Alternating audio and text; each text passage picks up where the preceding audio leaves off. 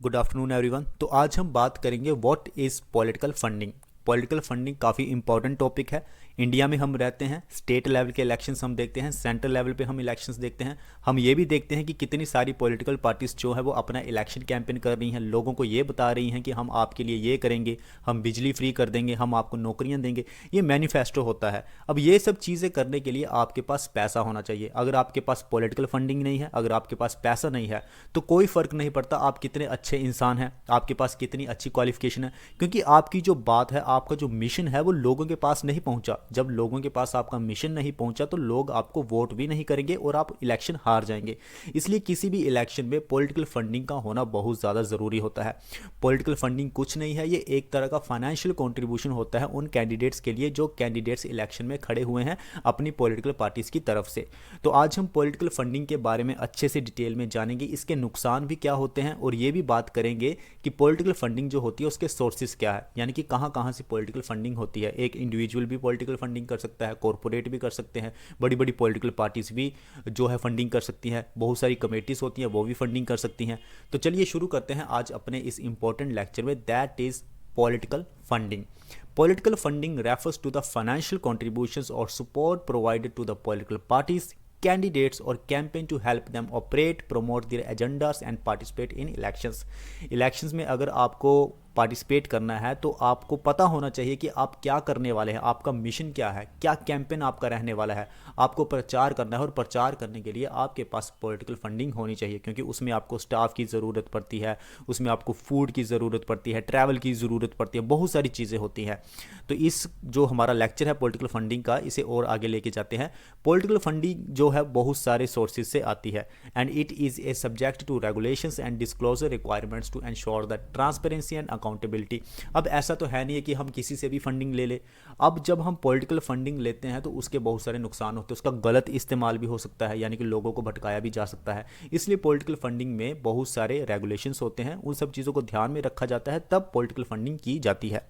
अब हम बात करते हैं कि सोर्सेज ऑफ फंडिंग क्या है। सबसे पहले होते हैं इंडिविजुअल डोनर्स, यानी कि कोई पर्टिकुलर पर्सन है जो किसी पार्टी को बहुत पसंद करता है, काफ़ी रिच है, वो पॉलिटिकल फंडिंग देगा कि ठीक है मेरी जो सरकार है वो आनी चाहिए, मेरी जो पॉलिटिकल पार्टी है वो जीतनी चाहिए। So contributions from individuals who support a particular political party और कैंडिडेट, तो ये हो गए इंडिविजुअल डोनर्स।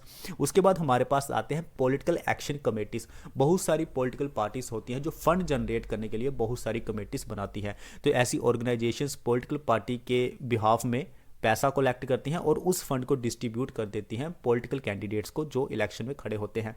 तीसरा सबसे ज़्यादा इंपॉर्टेंट, कॉरपोरेट कॉन्ट्रीब्यूशंस। अब जो बड़े बड़े कॉरपोरेटर्स होते हैं उनके पास तो ठीक ठाक पैसा होता है, सो फाइनेंशियल सपोर्ट उनको हासिल होती है पॉलिटिकल कैंडिडेट्स को, बिजनेसमैन से, कॉरपोरेशन से, तो यहाँ से भी उनको ठीक ठाक फंडिंग मिल जाती है। अब यहाँ से एक नुकसान भी पैदा होता है, उसकी चर्चा हम आगे जाके करते हैं, ठीक है।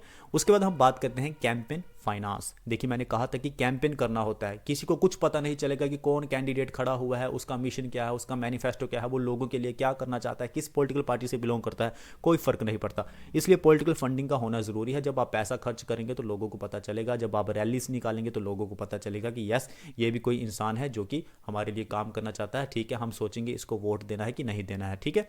Political funding is often associated with election campaigns covering the expenses such as advertising आपको करनी पड़ती है, आपको बहुत सारे पोस्टर्स बनाने पड़ते हैं, ट्रैवल, स्टाफ सैलरीज देनी होती है, ऑर्गेनाइजिंग इवेंट्स आपको ऑर्गेनाइज करवाने होते हैं।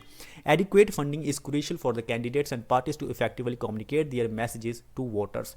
जिससे आप वोट मांगने के लिए जा रहे हैं उसे पता भी चलना चाहिए कि आप किस तरह से अपना मैनिफेस्टो रख रहे हैं, आप क्या उनके लिए करना चाहते हैं। तो इसलिए एडिक्वेट फंडिंग का होना भी ज़रूरी है। अब हम बात करते हैं चैलेंजेस एंड कंसर्न की, कि पॉलिटिकल फंडिंग तो ठीक है, अपना कैंपेन किया जाएगा, अपना मैनिफेस्टो रखा जाएगा, बताया जाएगा कि हम लोगों के लिए क्या करना चाहते हैं, लेकिन कई बार क्या होता है कि कुछ बहुत बड़े बिजनेसमैन होते हैं, लार्ज डोनर्स होते हैं, जो अपने हित के लिए किसी पॉलिटिकल पार्टी को जितवाने की कोशिश करते हैं और बाद में वो अपना काम करवाते हैं जब कोई पॉलिटिकल पार्टी सत्ता में आ जाती है। So there are concerns about the potential influence of large donors और special interest groups on political decision, ensuring a level playing field and preventing the undue undue influence of money in politics are ongoing challenges. इस तरह के challenges हमें देखने को मिलते हैं जब बहुत सारा पैसा पॉलिटिकल पार्टीज के पास आ जाता है, जब बहुत सारी फंडिंग आ जाती है तो उस फंडिंग का गलत इस्तेमाल भी होता है। कुछ जो बड़े बड़े डोनर्स होते हैं वो उसका गलत इस्तेमाल कर लेते हैं कि इस सरकार को हम ज़्यादा पैसा देते हैं, जब ये सत्ता में आएगी तो ये हमारी मदद करेगी। तो ये थे चैलेंजेस एंड कंसर्न्स। मिलते हैं नेक्स्ट वीडियो में। Thank you very much.